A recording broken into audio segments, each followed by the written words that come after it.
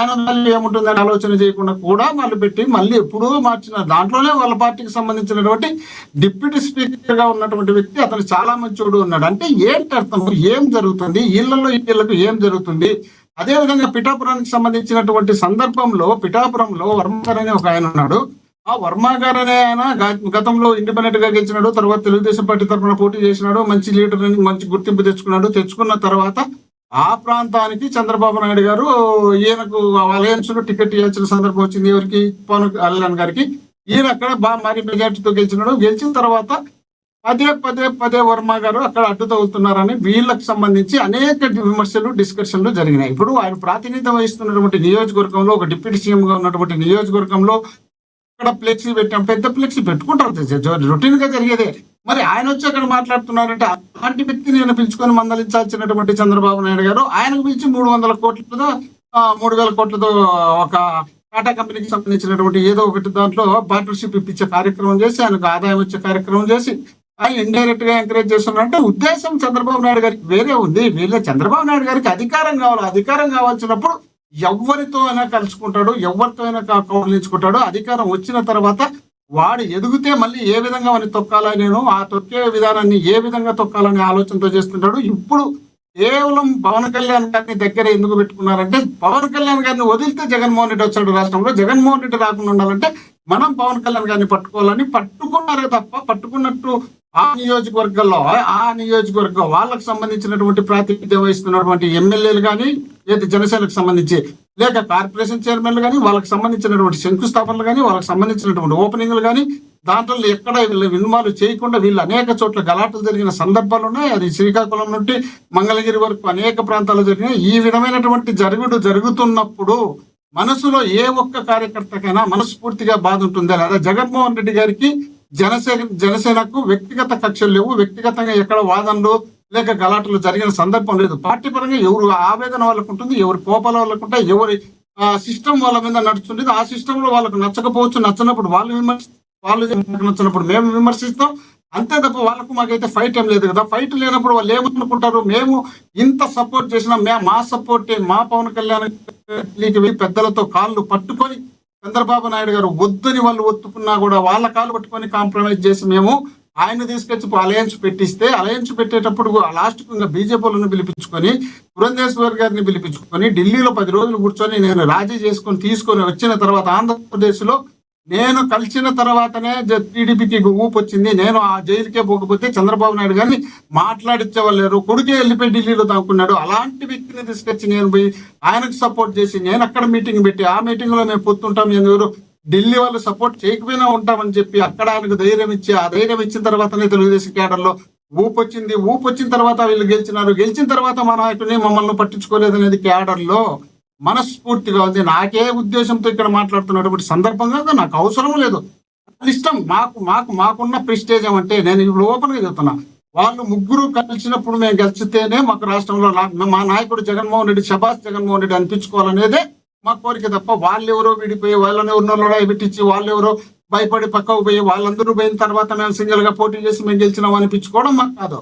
ఎందుకంటే ఒకసారి మా ఛాలెంజ్ గా 150 సీట్లు తీసుకున్నాం. తర్వాత వీళ్ళు ముగ్గురు కలిసిన తర్వాత వీళ్ళకి కావాల్సినటువంటి మేనేజ్మెంట్ చేసుకొని వాళ్ళు గెలిచినారు. సరే, గెలిచిన తర్వాత నెక్స్ట్ వచ్చే ఎలక్షన్ కల్లా మేమేందో నిరూపించుకొని ఖచ్చితంగా ముగ్గురు ఉన్నప్పుడే గెలిచాలనేదే మా టార్గెట్. అంతే తప్ప మాకు వాళ్ళ మీద లొడాలు పెట్టాలి, వీళ్ళ మీద లొడాలు పెట్టాలి, వాళ్ళని చెడగొట్టాలి, వీళ్ళని మాకు అవసరమే లేదు. ఆయన చెప్తున్నాడు కదా, మన నుంచి పవన్ కళ్యాణ్ గారే చెప్పారు తిరుమల తిరుపతి నెయ్యి లడ్డు ప్రసాదానికి సంబంధించి అక్కడ చంద్రబాబు నాయుడు గారు పదే మాట్లాడడం జరిగింది. ఏంది టీటీడీ చైర్మన్లు జగన్మోహన్ రెడ్డి గారు వీళ్ళందరూ కలిసి ఈ తప్పుడు పని చేసినారు, 250 కోట్ల అవినీతి పాల్పడినారు అని రకరకాలుగా ఆయన నోటితో చెప్తే అదే పవన్ కళ్యాణ్ గారు అదే సభ సాక్షిగా జగన్మోహన్ రెడ్డి గారికి సంబంధం ఉందని నేను ఎప్పుడు అనలేదు, ఇప్పుడు అనలేదు. జగన్మోహన్ రెడ్డి గారికి సంబంధం ఉండదు, ఎవడో అధికారి చేసింటాడని స్వయంగా ఆయన నోటితో ఆయనే చెప్పినప్పుడు ఇంకా మనం అర్థం చేసుకోవచ్చు కదా. వాస్తవాలు ఏమనేది పవన్ కళ్యాణ్ గారికి బాగా తెలుసు. వాస్తవాలు తెలిసినప్పుడు ఆయన పాపం పోటీ చేసినప్పుడు 2 నియోజకవర్గాల్లో పోటీ చేస్తే గెలవనప్పుడు పదే పోటీ చేసి గెలవకుండా పోతే ఆయన ఇమేజ్ కూడా డ్యామేజ్ అవుతుంది కదా. జనం లేకపోతాడు, మీటింగులు పెడతాడు, బ్రహ్మాండంగా జనాలు వస్తారు, విజిల్ వేస్తారు, ముఖ్యమంత్రి అంటారు అనిపించుకున్న తర్వాత నియోజకవర్గాలకు వచ్చి గెలిచలేకపోతే ఆయన ఇమేజ్ డ్యామేజ్ అవుతుంది కదా. ఆ డ్యామేజ్ కాకూడదనే ఉద్దేశంలో భాగంగా కసి పట్టి ఖచ్చితంగా నేను గెలవాలనే ఆలోచనలో వీళ్ళతో పొత్తు పెట్టుకొని గెలిచినాడు తప్ప ఆ గెలుపులో కూడా ఇట్లా 100% స్ట్రైక్ రేట్ వచ్చినప్పుడు అప్పుడు ఓడిపోయినాం 100%, ఇప్పుడు గెలిచినాం 100%. నెక్స్ట్ ఏమి వీళ్ళు చెప్పినట్టు మనం వినాలా? నాకు డిప్యూటీ సీఎం అయినా ఒకటే, ప్రతిపక్ష నాయకుడైనా ఒకటే. నాకు ప్రతిపక్షం రావచ్చు కదా, నాకు ప్రతిపక్షం రాదని ఎందుకు అనుకోవాలా? నెక్స్ట్ జగన్ సీఎం అయినా నేను ప్రతిపక్ష నాయకుడిగా ఉండడానికి అవకాశం ఉంటుంది. అదే ఇది మనసులో మాట, పవన్ కళ్యాణ్ గారి మనసులో మాట అని నేను ఊహాజనితంగా చెప్తున్నాను. ఏం ఇద్దరు ఫ్రెండ్స్ కాదు, లేక ఆయనతో నేను మాట్లాడింది కాదు. మనిషి అనే తర్వాత రాజకీయాల్లో ఉన్న తర్వాత ఆ మనిషికి ఉన్నటువంటి అభిప్రాయం ఈ విధంగా ఉంటుంది. దాన్ని బయటికి చెప్పుకోలేక నేను చంద్రబాబు నాయుడు గారు విడిపోతున్నామని బయటికి చెప్పుకోలేక ఆయన ఆవేదనను ఇండైరెక్ట్ గా ఇది పరిస్థితి, మనం కలిసి ఉండాలి అంటే ఏంటి? ఎవరు ఎందుకు మీరు కలిసి లేరు? ఎందుకు కలిసి ఉండాలా? 2 సంవత్సరాలు పూర్తి కాలే, 2 సంవత్సరాలుగా పూర్తి కాగలిగే 50 సార్లు ఈ డిస్కషన్ జరిగింది. ఎందుకు మీరు కలిసి లేరు? ఎందుకు ఆ విధమైనటువంటి అభిప్రాయం మీకు వస్తుంది? మీరు స్వయంగా మీ నోటితో మీరు డిఎస్పీని మార్చమంటే మార్చలే. మీరు చెప్పినటువంటి టీటీడీ చైర్మన్ గా ఉన్నటువంటి వ్యక్తి ఇక్కడ తప్పు చేసినాడు. ఆ తప్పు చేసినటువంటి వ్యక్తిని క్షమాపణ చెప్పమనంటే ఆ టీటీడీ చైర్మన్ ఎవడో చెప్తే నేనేంటి చెప్తా సారీ అని చెప్పినటువంటి సందర్భం ఉంది. ఒక డిప్యూటీ సీఎం గా రాష్ట్రంలో జరిగినటువంటి పరిణామాల్లో నష్టం జరిగినప్పుడు ప్రాంతానికి ప్రాతినిధ్యం వహిస్తున్నటువంటి నాయకులు క్షమాపణ చెప్తే వచ్చే నష్టం ఏమందంటే ఒక డిప్యూటీ సీఎం చెప్తే వాడు కూడా చెప్తే నేను అనే టైప్ లో, అంటే ఇండైరెక్ట్ అదే భాష అట్లా మాట్లాడినప్పుడు అప్పుడు అతను మా అంతరాత్మ ఏమనిపిస్తుంది? ఎంత ఫీల్ అవుతారు? ఆ ఫీల్ అయినట్టు అన్నీ ఉన్నాయి. కాకపోతే ఓపెన్ గా ఇప్పటికిప్పుడే బయటకు వచ్చి చెప్పుకోలేరు. అట్లని జగన్మోహన్ రెడ్డి గారు ఇతర పార్టీలను కలుపుకొని ఎలక్షన్ లో పోతాడు అనుకుంటే జగన్మోహన్ రెడ్డి గారు ఆ టైప్ కాదు. ఆ టైప్ కానప్పుడు మనం ఇక్కడ గెలిచిన తర్వాత ఇప్పటికిప్పుడే మనం విభేదాలు పెట్టుకొని బయటకు పోవడం ఏం బాగుంటుందనే ఆలోచనలో భాగంగా. సో మీరేమంటారు? ఒకటి మోహన్ రెడ్డి గారు మీరేమంటారు? పవన్ కళ్యాణ్ గారు ఆది నుంచి కూడా తను ఒకవేళ బయటికి ఏదన్నా వస్తే తన చేతికి కానీ తమ పార్టీకి కానీ మురికంటకుండా చేసుకునే ప్రయత్నంలో ఆయన ఉన్నారని మీరు భావిస్తున్నారా? అనుమానం ఎందుకు అందులో? మీరు వినంగా, నేను వినంగా, అందరూ వినంగా ఆయన నోటితో ఏమన్నాడు? తిరుమల తిరుపతి సంబంధించిన లడ్డూ ప్రసాదంలో జగన్మోహన్ రెడ్డి పాత్ర ఉంది, నేను అనలేదు అంటే ఆడికి క్లియర్ గా ఆయన జగన్మోహన్ రెడ్డికి ఆయనకు సంబంధం లేనట్టే కదా. దాంట్లో ఈయన అన్నట్టు లేదు, ఆయన చేసినట్టు లేదు. ఇది ఒక పాయింట్. రెండోది ఆయన నోటితో ఏమన్నాడు? శాంతి భద్రతలు విఘాతం కలుగుతున్నాయి, చాలా రకాలుగా ఇబ్బందులు కలుగుతున్నాయి. ఈ ఇబ్బందులు ఇలాగే ఉంటే నేను హోమ్ మినిస్టర్ తీసుకుంటా. ఎవరు హోమ్ మినిస్టర్ నియమించింది? ఎవరు? చంద్రబాబు నాయుడు గారు కదా. చంద్రబాబు గారు నియమించినప్పుడు రాష్ట్రంలో శాంతి భద్రతలు బాగలేవు అనేదే కదా ఆయన ఉద్దేశం.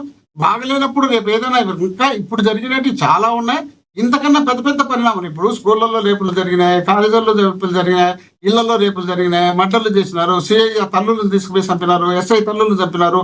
తర్వాత రకరకాలుగా రాష్ట్రంలో జరిగిన ఈ 2 సంవత్సరాల్లోనే ఇంత జరిగినప్పుడు ఆయనకు ఏమనిపిస్తుంది? రాష్ట్రంలో చాలా రకాలుగా ఇబ్బందులు జరుగుతున్నాయి. ఈ ఇబ్బందులు ఇట్టే వదిలిపెడితే రేపు ఏదైనా ఇంకా పెద్ద జరిగితే జరిగినప్పుడు నేను కూడా దాంట్లో భాగస్వామిని కదా. ఆ భాగస్వామిని కాబట్టే ఇప్పుడే మన వంతు బాధ్యతగా మనం అక్కడక్కడ సంకేతాలు పంపించాలి. ఆ సంకేతాలు పంపించే కార్యక్రమమే నాకు సంబంధం లేదు, మీరు చేసినారు, మీరు తప్పు చేస్తున్నారు, మీరు ఎట్లయితే నేను హోమ్ మినిస్టర్. ఒక్క మాట ఆలోచించండి, ఇక్కడ చేసుకొని చెప్పమనండి. నేను హోమ్ మినిస్టర్ తీసుకుంటాను అంటే హోమ్ మినిస్టర్ ఎవరు ఆధీనంలో ఉంటారు? ముఖ్యమంత్రి ఆధీనంలో ఉంటారు. ముఖ్యమంత్రి ఎవరు? చంద్రబాబు నాయుడు గారు. గతంలో టీటీడీ చైర్మన్ గా ఆయన ఎక్కిన కొత్తలో ఎవరైతే ఇప్పుడు ప్రెసిడెంట్ టీటీడీ చైర్మన్ ఉన్నారో ఆ టైంలో ఆయనతో క్షమాపణ చెప్పించడంలో కూడా ఆయన సారీ చెప్పించారు. ఇవన్నీ కూడా ఆయన బయటకు వచ్చి నాకు మాట్లాడే అవకాశాలు ఉన్నాయి అంటారు మీరు? 100% ఆయన చాలా వాటిల్లో పవన్ కళ్యాణ్ గారు బయట మాట్లాడినంత క్లారిటీగా లేరు. బయట మాట్లాడేది వేరు, ఆయన లోపల ఆయన చెప్తున్నారు 15 సంవత్సరాల పాటు కలిసి ఉంటాం పదే ఆయనే చెప్తున్నారు. దీన్ని కూడా స్ట్రాటజీ అంటారా మీరు? ఇప్పుడు ఎక్కువ స్ట్రాటజీ కాకపోతే ఎట్లవుతుంది? ఇప్పుడు 15 సంవత్సరాలు నేను కలిసి ఉండాలనుకున్నా చంద్రబాబు నాయుడు గారితో, 15 సంవత్సరాలు నేను కలిసి ఉండాలనుకున్న చంద్రబాబు నాయుడు గారితో. కానీ వాళ్ళు చేస్తున్నటువంటి తప్పులు కూడా అప్పుడప్పుడు నేను ఎత్తి చూపించినప్పుడు చంద్రబాబు నాయుడు గారు మార్చుకోలేదు కాబట్టి నాకు నచ్చలేదు కాబట్టి నాకు అవసరం లేదు. దీన్ని ఎందుకు అనకూడదు అంటే దీనికి జనం ఏమి రిసీవ్ చేసుకుంటారో లేదో మీరు చెప్పండి. ఎక్కడ తప్పుంది? పవన్ కళ్యాణ్ గారు ముందే చెప్పినారు కదా అని అంటారు కదా. గతంలోనే ఆయన 14-19 అధికారంలో ఉన్నప్పుడు అప్పుడే చెప్పడం జరిగింది. ఏమని? లోకేష్ గారు నియోజకవర్గానికి 1000 కోట్లు సంపాదిస్తున్నారు, ఇలాంటి లోకేష్ గారు చేస్తున్నటువంటి అవినీతికి మేము సపోర్ట్ ఉండాలన్నా, లోకేష్ గారు నా తల్లిని తిట్టారు నేను వాళ్ళని క్షమించాలన్నా, లోకేష్ గారు మాకు చేస్తున్నటువంటి ఇబ్బందులు ఇవి, లోకేష్ గారితో పాటు చంద్రబాబు నాయుడు గారితో మేమిద్దరం కలిసి మాట్లాడుకుంటే బయటకి ఆయనకు సంబంధించినటువంటి మీడియా డబ్బులు అడిగినామని చెప్పి, టికెట్ సీట్లు అడిగినామని చెప్పి దుష్ప్రచారం చేస్తున్నారు. ఈ ప్రచారం చేయడానికి కారణం ఎవరు? వాళ్ళే కదా. ఇవన్నీ అన్నప్పుడు జనం ఏమనుకుంటారు? పాపం పవన్ కళ్యాణ్ గారు ముందే చెప్పినారు కదా, ఇదంతా పవన్ కళ్యాణ్ గారు ఇండైరెక్ట్ గా హెచ్చరిస్తూ వచ్చినారు కదా. అయినా మీతో 15 సంవత్సరాలు నేను కాపురం చేయాలనుకున్నానని చెప్పినాడు కదా. మరి చెప్పినప్పుడు ఆయన పదే వీళ్ళు గెంటి వేసే కార్యక్రమం చేస్తున్నారు కాబట్టి ఆయన బయటకు వచ్చినాడు. ఆయనకి ఇచ్చింది ఆఫ్టర్ ఆల్ డిప్యూటీ సీఎం అయితే మినిస్టర్కి ఉన్నటువంటి హోదా కూడా లేదు. అలాంటి వ్యక్తికి ఆయనకి మామూలుగానే పవన్ కళ్యాణ్ గారు బయటకు పోతే ఆయన క్రేజ్ ఆయనకుంది సపరేట్ గా. ఆయన రాజకీయ నాయకుడు కాకపోయినా ఆయన పవన్ కళ్యాణ్ అనే వ్యక్తికి బయట బ్రహ్మాండమైన క్రేజ్ ఉంది, దాంట్లో డౌటే లేదు. ఎక్కడ పోయినా ఆయన క్రేజ్ ఆయనకుంది. కానీ గతంలో ఓటు పడలేదు కాబట్టి, గెలిచలేదు కాబట్టి, ఆ గెలిచలేని బాధతోనే ఏదో కలిసిపోతే ఏదో విధమైనటువంటి అభిప్రాయం ఉంటుంది. రెండోది మేము పైసా ఖర్చు పెట్టలేమని చెప్పి పవన్ కళ్యాణ్ గారు 19 ఎన్నికలప్పుడు చెప్పినారు కాబట్టి, తర్వాత వీళ్ళతో అలయన్స్ పెట్టుకుంటే ఖచ్చితంగా ముఖ్యమంత్రి వాళ్ళే అవుతారు కాబట్టి, వాళ్ళు ముఖ్యమంత్రి అయ్యేటప్పుడు ఆ పార్టీకి సంబంధించినటువంటి పోటీ చేసే వ్యక్తులకు పార్టీ తరఫున వాళ్ళే ఖర్చు పెట్టుకుంటారు కాబట్టి, ఈ ఖర్చు నేను పెట్టలేను కాబట్టి వీళ్ళతో అలయన్స్ పెట్టుకుని ఈ విధంగా నడుస్తారు. ఈ విధంగా చేసినారు కాబట్టి అంత కలిసి ఉన్నారు. రైట్, మీ అభిప్రాయం అర్థమైంది. మళ్ళీ మాట్లాడతాం సార్. మనతోటి టీడీపీ అధికార ప్రతినిధి విజయశేఖర్ రెడ్డి గారు ఉన్నారు, ఆయనతో మాట్లాడదాం. విజయశేఖర్ రెడ్డి గారు నమస్తే అండి. నమస్కారం.